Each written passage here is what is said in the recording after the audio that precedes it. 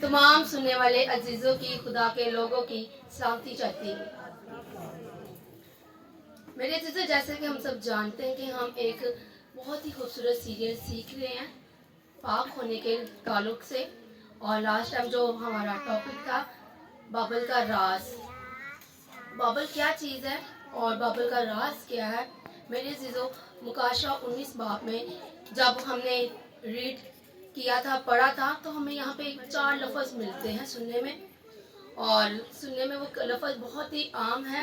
हर कोई, बहुत से ईमानदार उन लफ्ज़ों को दोहराते रहते हैं और अपनी ज़िंदगी में उठते बैठते उसके नारे लगाते रहते हैं। कोई बता सकता है वो लफ्ज़ क्या है? Praise the Lord. हालेलुया। और यस हालेलुया। जोरदार खुदावन के बंदा के लिए तालियां बजाइएगा। मेरे अजीजों, ये नारा अक्सर हम अपने घरों में, अपने घरानों में लगाते रहते हैं। मेरे हस्बैंड अक्सर ये जब भी उन्हें कोई खुशी होती है तो वो कहते हैं हालेलुया। इसका मतलब है खुदावन की तमजीद हो। हालेलुया का लफ्ज़ सिर्फ और सिर्फ यूहन्ना की मुकाशमे में लिखा गया है, सिर्फ 4 दफ़ा। ये लफ्ज़ कोई आम सा लफ्ज़ नहीं है, ये लफ्ज़ आसमानी लफ्ज़ है। ये खुदा के फरिश्ते हर टाइम उसकी हजूरी में हालेलुया के नारे लगाते हैं।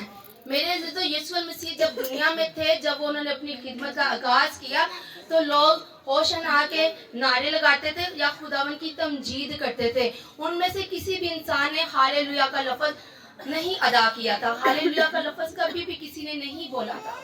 जब यूहन्ना आरफ ने आसमान पे उठाए गए तो उन्होंने देखा कि वहाँ पे 4 जानदार 24 बुजुर्ग खुदावन की हजूरी में सजदों में गिरते हैं और उसके नाम की तमजीद करते हैं और उसे हालेलुया हालेलुया हालेलुया पुकार के कहते हैं।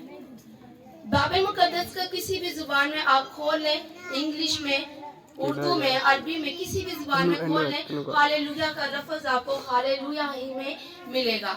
ये बहुत ही बाबरकत लफ्ज़ है। इसके बोल देने से इब्लीस की तस्वीरें आपकी जिंदगियों से भाग जाती हैं, बीमारियां लाचारियां खत्म हो जाती हैं, क्योंकि ये फतह का लफ्ज़ है। हालेलुया। मेरे अजीजों, बाइबल के बारे में हमने सीखा था पैदाइश के 11 बाब में भी बाइबल का जिक्र है, वहाँ पे बाइबल के बुर्ज का जिक्र है, और मुकाशवा के 19 और 20 चैप्टर में भी बाइबल का जिक्र मिलता है।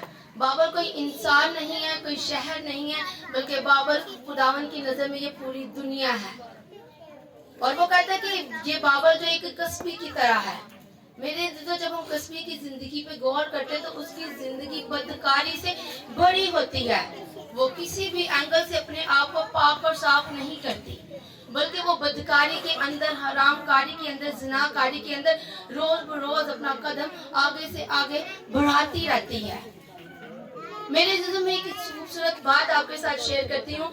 खुदा ने बाइबल के ऊपर अपनी हमेशा नजरें टकराई रखी हैं।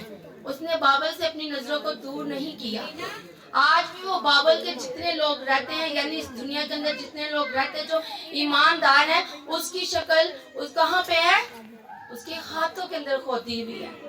जब वो अपने हाथों को यूं करता है तो हमारी ईमानदारों की यीशु के हाथों में शक्लें हैं, बदकारों की भी हैं।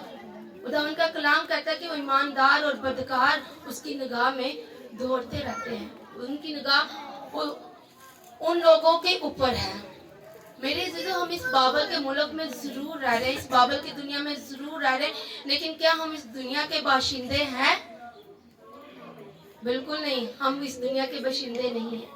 असल में हम अपने मुल्क से असीर होके निकले हुए हैं। मेरे अजीजों, बाइबल की असीरी में 70 बरस के लोग जब गए थे तो वो असीरी में थे, वो 70 साल तक असीरी में रहे।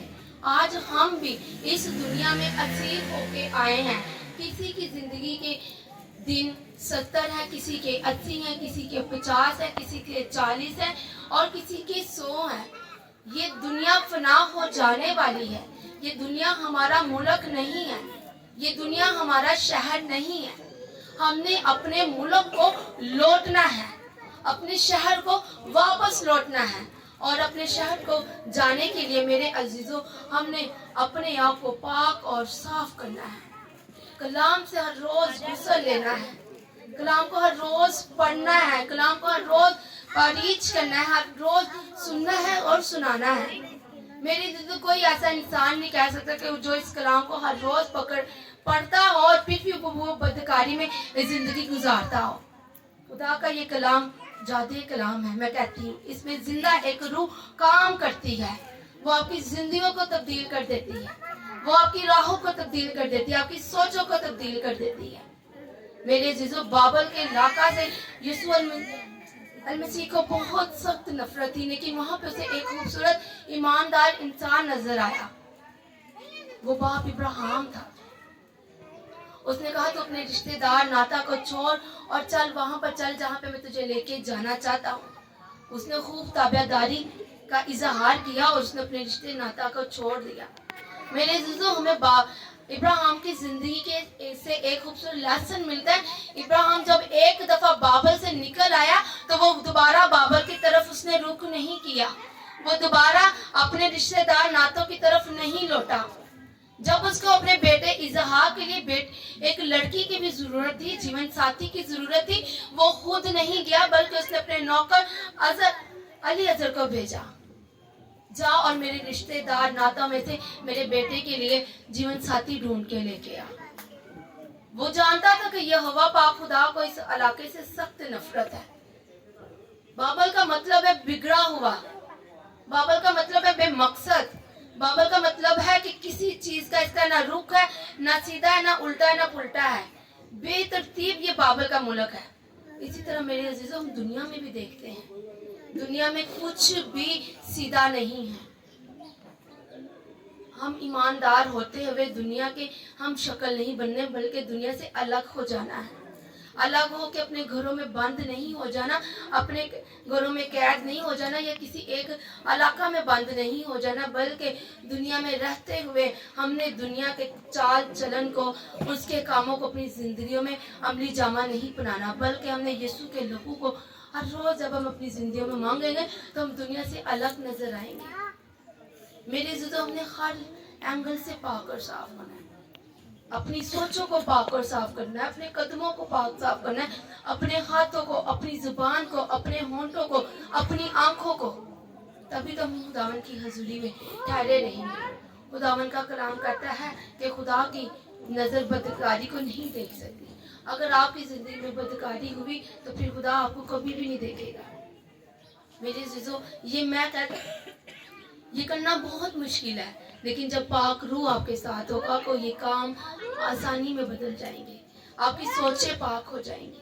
समटाइम हम बहुत अच्छे खादमीन बनते हैं, खुदा के कलाम को प्रीच भी करते हैं, लेकिन मेरे जीजो, जब हम दुनियादारी में देखते हैं तो वो दुनियादारी के नजर आते हैं। हमने दीनदार बन के रहना है, हमने हमारे लाइफ स्टाइल से, हमारे लफ्जों से, हमारी जुबान से खुदावन के नाम को जलाल मिलना चाहिए और लोगों को नजर आना चाहिए कि हम उसके पैरोकार हैं, हम दीनदार हैं। मेरे अजीजों, हम दुनिया के नहीं हैं और इसकी दुनिया हमारा मुल्क नहीं है। मैं पौलुस रसूल की जिंदगी पर जब गौर करती तो खुशी और शादमानी हो जाती है। वो दुनिया की तमाम ऐशो इशरत को, दौलत को, हीरे जवाहरात को, हर चीज को वो कूड़ा किरट समझता है। वो कहता है ये फजूल चीजें हैं, क्योंकि वो आसमान पे एक खूबसूरत नजारा करके आ चुका हुआ था। वो आसमान पे देख चुका था कि हमारे लिए वहाँ पे क्या चीजें तैयार हैं।